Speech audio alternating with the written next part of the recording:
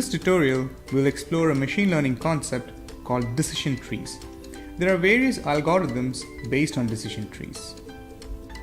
A decision tree is the arrangement of the data in a tree structure, where at each node, data is separated into different branches according to the value of the attribute at the node. For example, a bank may have certain preferences on whether to lend money or not based on the profile of a person. Let's say we have past data and it's recorded like this on a table. Here we notice that the profile has age and education as attributes. So in this case, a decision is being made based on these attributes as to whether to lend or not. Remember, in machine learning, we train our model on past data. So in this case, we have two features, age and education, and one label, which is lend money. And this label is a binary classification where it's yes or no. Data in this table can also be represented alternatively with the following decision tree. At the root node, we ask the question, is an applicant above 40?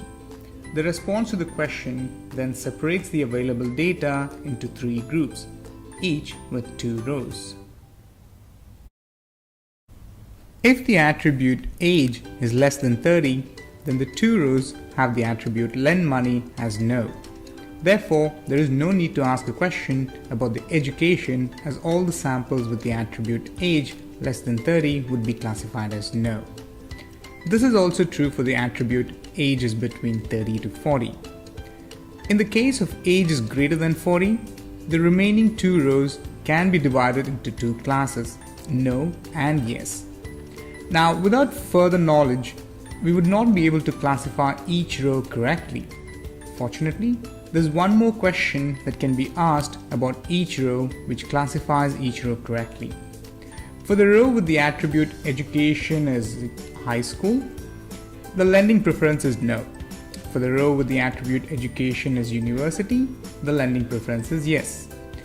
To summarize, starting with the root node, we ask a question at every node, and based on the answer, we move down the tree until we reach a leaf node where we find the class of the data item corresponding to those answers. This is how we use ready-made decision trees to classify samples of the data. But it's also important to know how to construct a decision tree from the data. Which attribute has a question at which node? For example, do we ask the question of age first, or do we ask the question of education first? How does this reflect on the construction of a decision tree? So this is what we're going to do in this tutorial. Decision trees can be classified into classification trees and regression trees. Classification trees are where the categorical outputs are reflected. This, for example, means classifying a set of people as male or female. This here has a qualitative label which is based on gender. In regression trees, the splitting happens through a quantitative metric. For example, we could be splitting cars by their weight. So we may have small weight cars and big weight cars, and this is determined by the relative weight of each car. So this is a regression tree example. In this tutorial, we'll focus on classification trees, and we'll work through an algorithm for learning a decision tree from a set of labeled data, which should help us understand how decision trees actually work. To make things simple, we'll restrict ourselves to problems with binary outputs, like should I hire this candidate? Should we provide a loan to a customer, etc. So we'll take a look at this example here, which tries to figure out if we should provide a loan or not. So we need a way to figure out which of the attributes is a good way to split the data. Is age playing a bigger role in determining whether someone got a loan in the past? Or is education playing a bigger role? So we need a measure to quantify how much information a given attribute tells us about the data set. This measure is called entropy, which is a mathematical derivation. Entropy represents the uncertainty associated with data. In this case, we have a jar with low entropy and a jar with high entropy. Take a look at the jar or the content of the jar and see what makes it high or low entropy. The mathematical formula for calculating entropy is minus the sum of probability of x times log of the probability of x. P of x is the proportion of x in the sample, that is, the probability to observe an item of value x. Let's take an example of a simple coin flip where there are two outcomes. So we get a set S containing 1 and 0. So there are two possible outcomes here. So here the probability of the first outcome is 50%, which is heads, and probability of the second outcome is also 50%, which is tails. If we plug in these probabilities to calculate the entropy of the probability space, we get minus 0.5 times log of 0.5, which takes into account the first probability. Again, multiply that with minus 0.5 log of 0.5, which is the second probability space. So what we have here is information entropy of 1. Entropy is largest when the sample is the least informative and decreases towards 0 for a perfectly organized sample. The higher our sample purity is, the easier it is to guess and the lower its entropy. As an example, let's say we have data about labels corresponding to whether someone took a bus, train, or taxi to work. Assume we are using education in the first situation and our data shows an entropy of 1.09.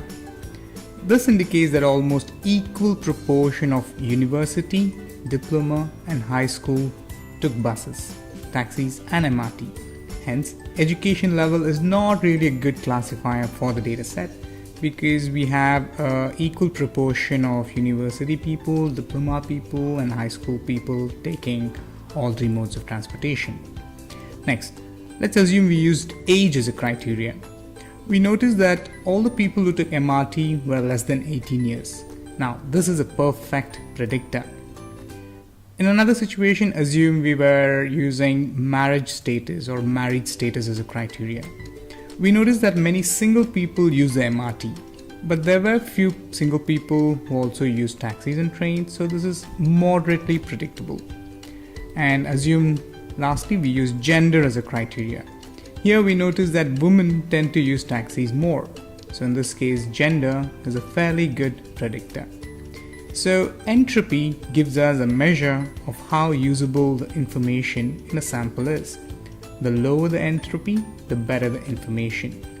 This is useful, but is not exactly what we are after. What we want is the following. If we have a sample and need to pick one of two questions, which are the features to ask about it, which feature would we select? To make the decision, we will use the notion of information gain.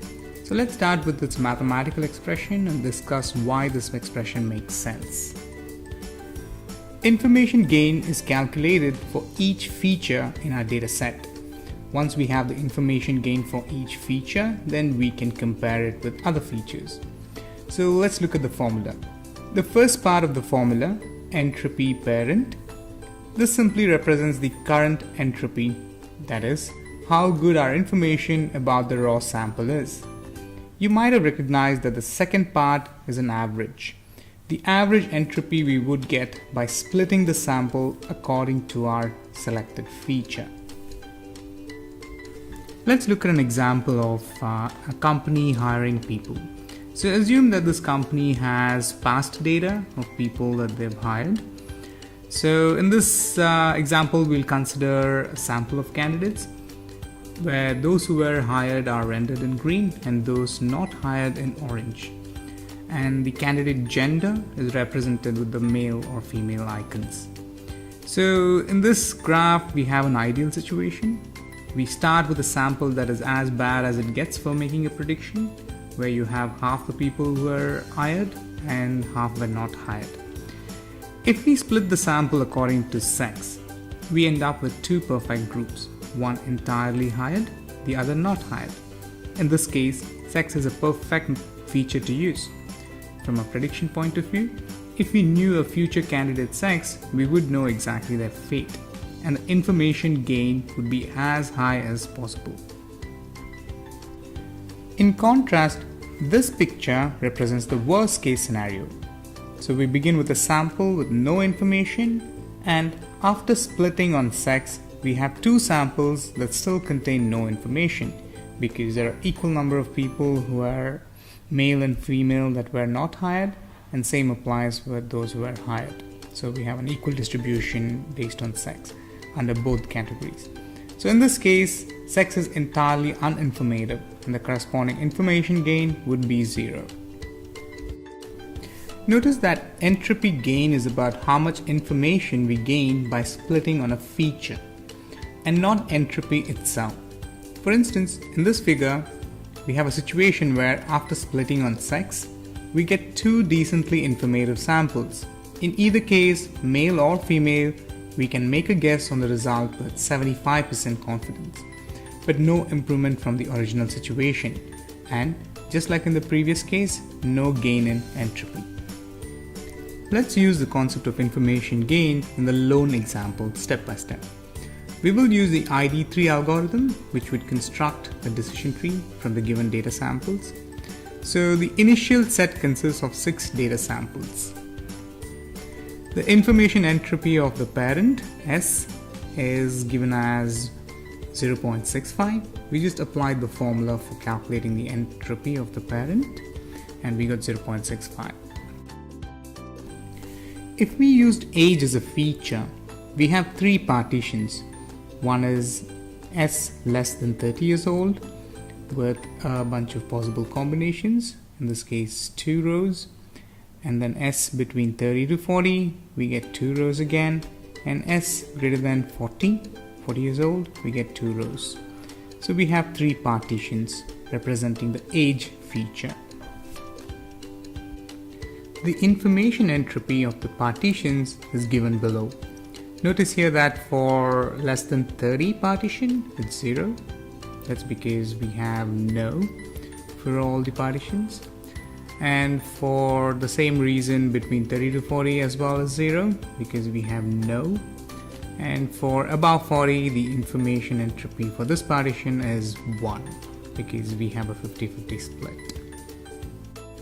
Finally, when we apply the information gain formula, we get a value of 0.31. And notice that this is the information gain by splitting our data according to the age feature. So now what we would do is calculate the information gain if we were to split the same data by the education feature. And we try and compare which one gives us a higher information gain. So whichever gives us a higher information gain will form the top of the node. So the split will be based on which of the feature gives us a higher information gain. So in this case, age gives us a much higher information gain, so we go with age as the basis of our split. Let's try to calculate the information gain by splitting through education. So education, we have 2 options, high school or university, and the corresponding entropies for high school and university is listed here. High school is 0 because all instances are classified as no, and if someone attended university, then we get the entropy as 0.91. So therefore the information gain from partitioning the set by the attribute education is calculated as 0.19. And notice here that this is lesser than the information gain by splitting on age, where we got 0.31. So in this case, age would be the top node, and that will be the first basis of splitting our data set. So the ID algorithm partitions the set according to the attribute that yields the highest information gain. And once we have defined a new node, we choose another of the remaining attributes with the highest information gain for the data at that node to partition the data at that node further. So this is how new branches and nodes are defined. So this process can be repeated until we run out of all the attributes for the nodes, or even earlier until all the data at the nodes has the same class of our interest. So in the case of the lending example, there are only two possible classes for the lending, class no and class yes. So the last node is called a leaf node and decides the class of a data item from the data.